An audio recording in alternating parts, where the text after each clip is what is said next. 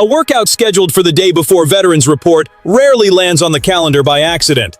In Santa Clara, that detail reveals something much bigger. The front office is testing its depth, studying a possible market opening, and searching for answers camp may not provide. A quarterback arrives with dominant numbers from another league. Brock Purdy's protection demands attention. An undrafted gamble is building momentum, and Christian McCaffrey's usage has become a necessary internal conversation. If you track the moves before the announcement, subscribe to 49 ERS Express. Today we're reading the decisions hidden between the lines. Jack Plummer is landing on the 49ers' radar as the roster starts coming together. According to KPRC2's Aaron Wilson, San Francisco has scheduled a Friday workout with the reigning UFL MVP, one day before Veterans Report. Miami has also booked an evaluation with him. That makes this more than routine information gathering. Another team is studying the same quarterback, and the window to get a close look at him could disappear quickly.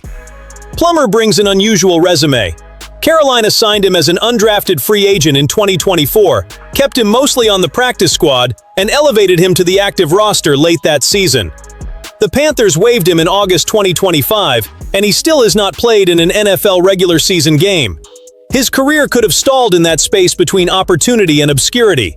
Instead, he joined the Orlando Storm and took over the UFL in 2026.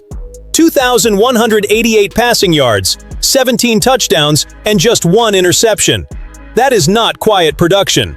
Those numbers make scouting departments pull the file back out. The behind-the-scenes angle lives in the current quarterback room. Brock Purdy owns the starting job. Mac Jones provides experience. Curtis Rourke and Adrian Martinez are already fighting for position. So this workout does not signal a change at the top. It applies pressure to the bottom of the depth chart and gives Kyle Shanahan a chance to compare his developmental options with a quarterback who just showed accuracy, command, and durability in live games. Plummer might leave the building without a contract. Miami might move first. Either way, this workout shows a staff unwilling to enter camp and treat the quarterback room as untouchable. The 49ers are looking for competition before practice exposes an emergency. That is exactly how depth should work. It is not a collection of names. It is the constant search for someone who can keep the plan alive when the schedule starts squeezing the roster. Evaluating Plummer shows a willingness to adjust the edges of the roster.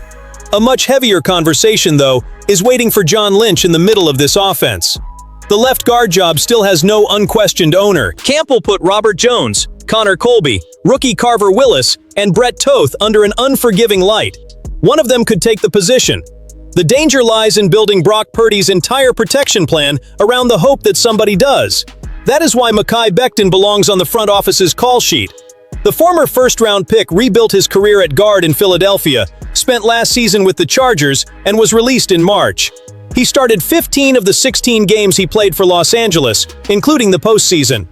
Now he is available at the exact point when teams put the pads on and learn whether their internal competitions are legitimate or merely comfortable on paper. The fit would not be subtle. Becton stands 6'7", weighs more than 360 pounds, and brings the kind of power that changes the picture on the left side. Pairing him with Trent Williams would build a massive wall for Christian McCaffrey to run behind. In pass protection, Purdy would gain a veteran option against the interior pressure that has destroyed the timing of critical plays before they could develop. Becton has also played both tackle spots and right guard, so his presence would offer injury insurance at multiple positions. There would be work involved. Moving to left guard requires another adjustment, and his season with the Chargers never became the lasting solution people imagined. San Francisco would not need to promise him the job or pay him like a guaranteed answer.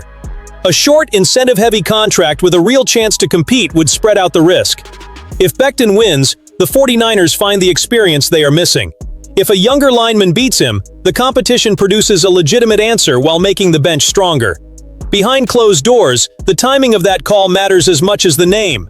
Waiting through a bad stretch of camp could create more competition for Becton and leave him less time to adapt. The smarter read is to watch the opening practices, measure how firmly the interior holds up, and be ready to act before private doubt becomes a public weakness. That is not panic. It is refusing to let the line's biggest uncertainty hide beside the best tackle in football. While the line may force Lynch to look outside the building, the defense is carrying a bet born from an internal read. Bryson Eason went through all 7 rounds of the draft without hearing his name. San Francisco did not treat that as a final judgment.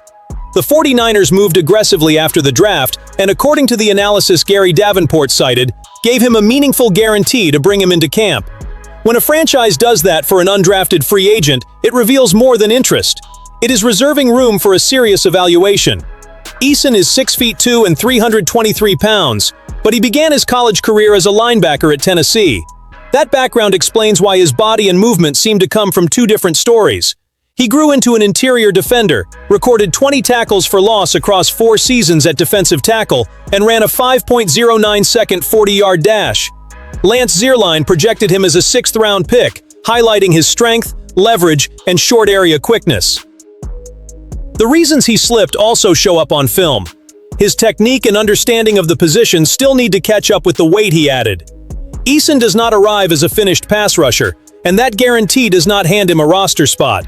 His path runs through the dirty work, eating blocks, holding up against the run, attacking a gap when the front calls for it, and creating room for more explosive players around him.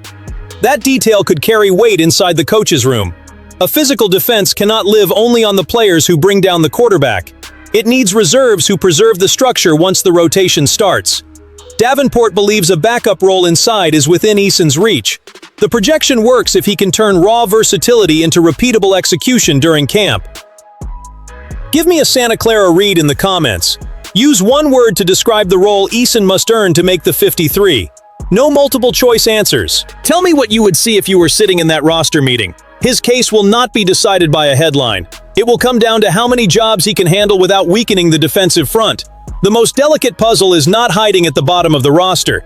It begins with the best running back on the team, and a number that should stay written on the board throughout camp: 413 touches.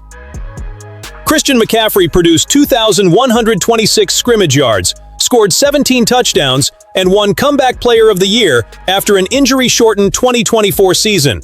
His response was extraordinary. It also demanded a massive workload.